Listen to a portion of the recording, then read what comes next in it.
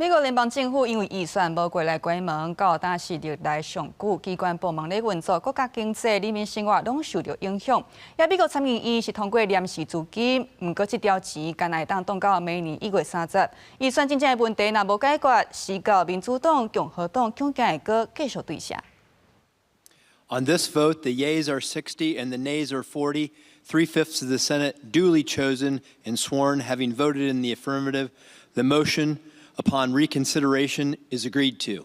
冻结超过42个美国联邦政府自参议通过法案的这一刻，总算为政府机关大户外开启第一道门。关键是8位民主党中间派参议员甲共和党团大胜协议投赞成票，互参议出示所需要60票去解开议事规则时间。联邦政府也安尼得到临时拨款，行向重新启动。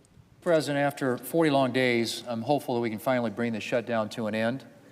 And I don't need to go over all the reasons why it's imperative that we get the government open as soon as possible.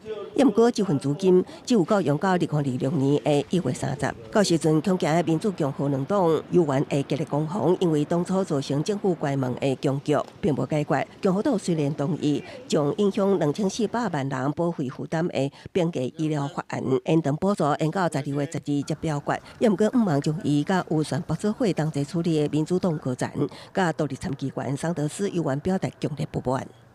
I must vote no.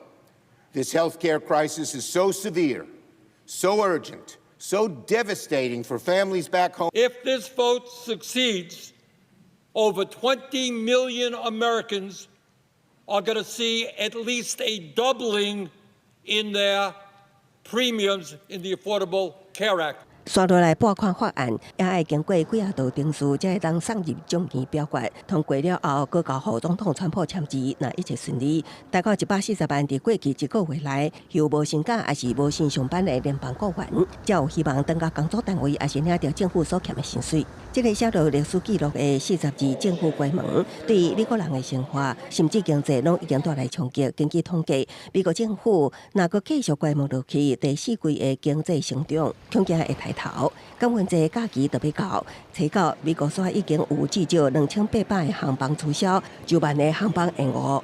空中交通大乱，另外是无关补助的中断，更加会使全美国1/8的人口摇摆度。所以参议表决虽然不是上尾的结果，不过至少已经为结束美国乱象行出重要一步。公司新闻，洪都明编译。